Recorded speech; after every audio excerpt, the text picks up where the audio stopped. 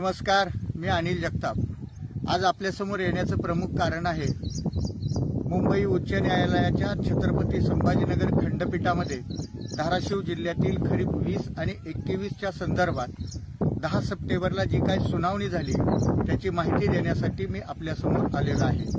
जसे की आपल्या सर्वांना माहिती आहे, धाराशिव जिल्ह्यातील शेतकऱ्याला बजाज अलायन्स पीक विमा कंपनीने खरीप 2020 मध्ये पूर्व सूचना दिल्या नाहीत हे कारण दाखवून अतिशय तुटपुंजी अशी रक्कम दिली होती।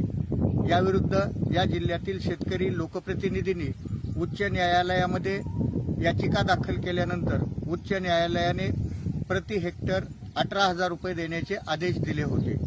जी रक्कम 605 कोटी रुपये होती। यातील 376 कोटी रुपये कंपनीने वाटप केलेले आहेत। उर्वरित रकमेसाठी उच्च न्यायालयामध्ये लढा सुरू होता।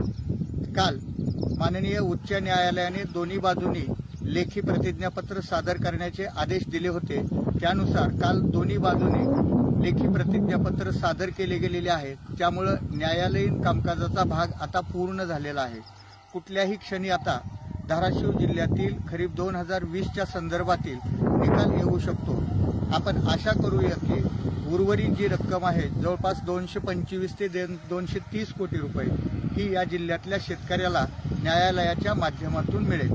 2021च्या संदर्भात 15 दिवसापूर्वी सुनावणी पूर्ण झाली असून तेही 374 कोटी रुपये या जिल्ह्यातल्या शेतकऱ्याला मिळतील अशी आपण अपेक्षा करू।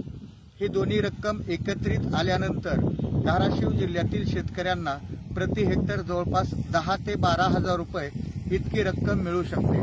न्यायालयाचा काय निकाल येतो यावरती हे सर्व अवलंबून आहे।